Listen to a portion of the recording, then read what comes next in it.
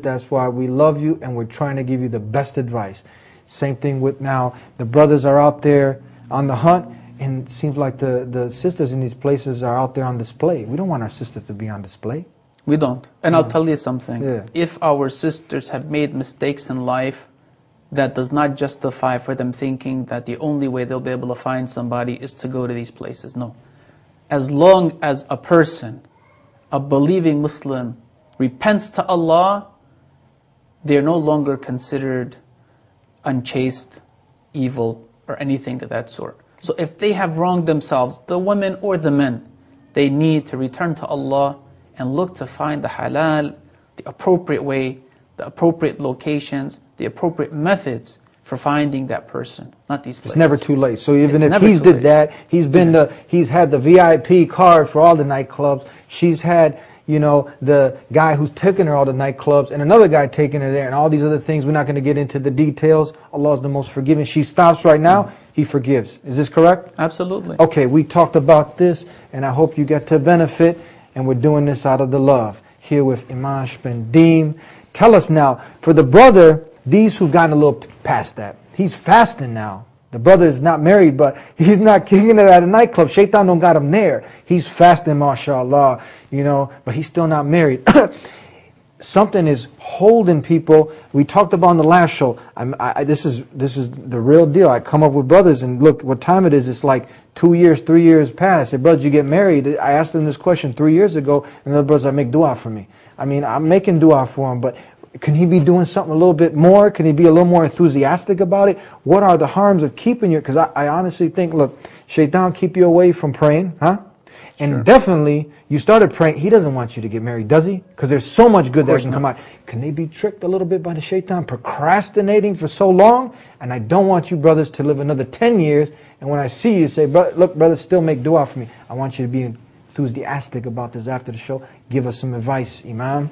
It's absolutely correct. Actually, if we boil down the different issues of being hurt, of stress, of sadness. We're trying to cover it all. All of that in its core is really fear.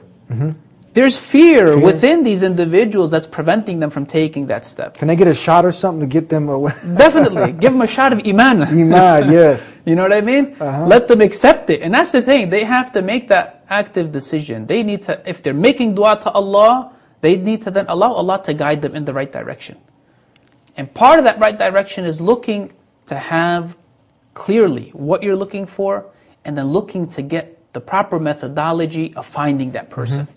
Get your family, your friends, perhaps even the imam or the masjid. That's what we need to hear. Yes. So you talked about get your family involved. The imam at the masjid. Give us... And these things, honestly, when it comes to the cultures of different Muslims, these are some of the conflicts that take place, because normally in the countries back home, it's something that a lot of times there's still people that their parents are deciding for them who they're going to marry. Okay?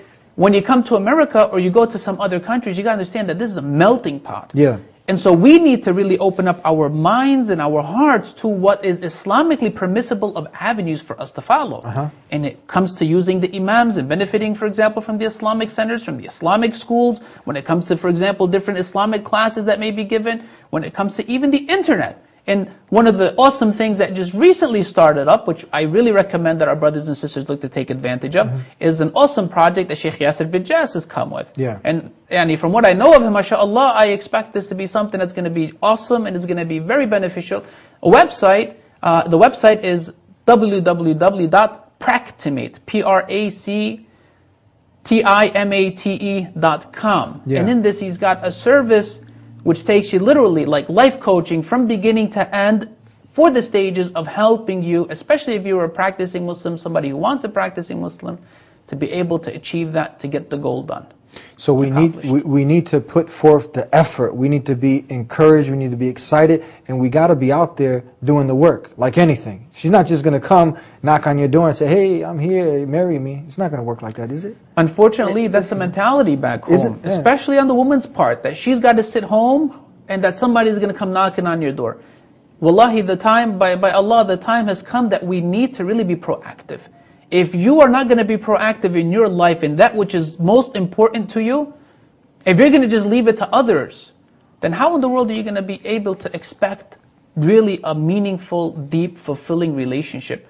So it's not shameful in Islam that, for example, the father, when he knows his kids and he knows his daughter and he's in the community, if he spots and recognizes a great candidate for his daughter from what he knows of the person, of having seen him in a masjid and attended different functions and having an opportunity to really get to see the core of what this person is, their quality, their personality, to approach the guy and say to him, look, my man, I got my daughter who is of age to get married, and I don't know what your situation is and all, but if you're looking to get married, let's talk.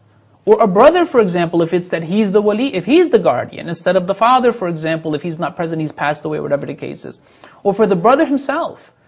For the brother himself to be active, to look to go to the masjid, to attend some of these Islamic classes, to find out from maybe his sister, or his sisters, or his aunts, or his nieces, or whatever the case is, to be able to really be just as eager and as ambitious in trying to find that person as they would be for anything else. Get on the ball. Get on the ball, run with it, man.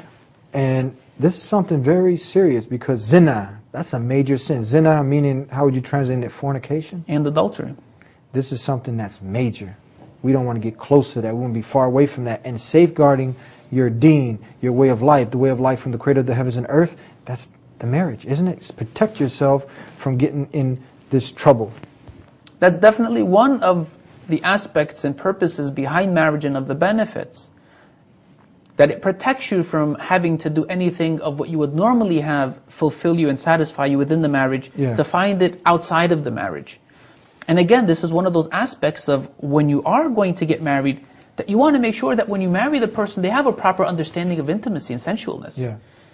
It's unfortunate that culturally, so the way that, excuse me, our sisters have been raised to understand this issue of intimacy as if it's a taboo, as if it's a wrong. It's as if it's this, unfortunate act that just has to happen, hurry up and get it over and done with. And therefore it leaves a lot of unfulfillment within the man, which causes them a lot of the times to want to find it in other avenues. So yes, Islamically, marriage is supposed to protect us and safeguard us from it, but at the same time, when you're looking to get married, don't check to understand to see that the other person understands things correctly and that they're really looking to submit themselves to what is within Islam, even though culturally and in their upbringing they may have had a different view. Then it may be that this is going to be one of the major points of stress within the relationship, which can cause problems. We talked about benefits, we talked about importance of marriage.